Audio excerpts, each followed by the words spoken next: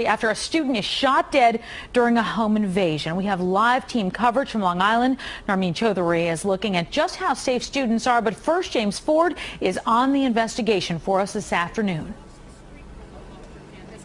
And this is happening, Tamsin, as graduation weekend is beginning here at Hofstra. About an hour and a half ago, the president of Hofstra University expressing his grief and his condolences over a situation that simply could not have been worse. We're talking about a young woman who was in that home that is all of about 50 paces away from part of the Hofstra University campus, killed in front of her twin sister. And at this point, it is not clear whether or not she was killed by the gunman who went inside or in police crossfire.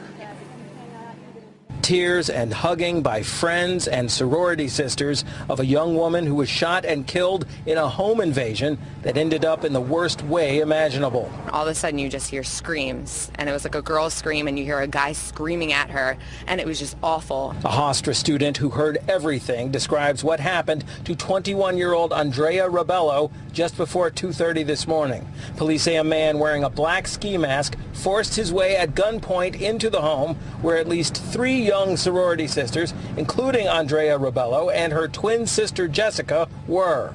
Andrea's boyfriend also lives in the home, apparently. They're all Hofstra students. The gunman, who cops say was not a student, sent one of the young women out of the home where crime scene investigators are now, quite possibly having ordered her to withdraw money from an ATM.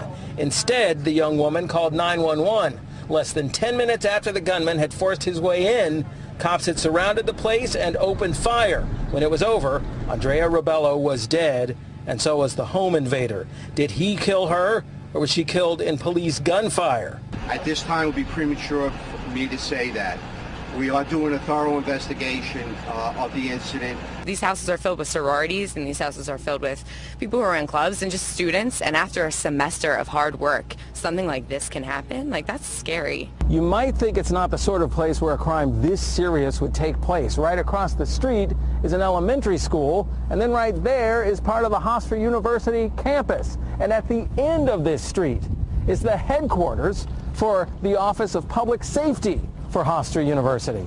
Understandably, no comment from Andrea's mother and father as they were led by 2 detectives into the medical examiner's office to identify their daughter's body.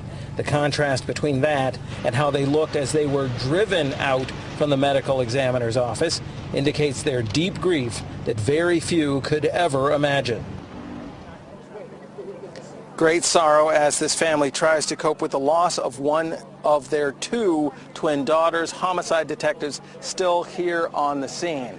Now, the president of Hofstra, about an hour and a half ago, did indicate that all commencement ceremonies will go ahead as scheduled this weekend here at Hofstra, but he also said at a ceremony this afternoon that we will always look upon this weekend as one of great sadness.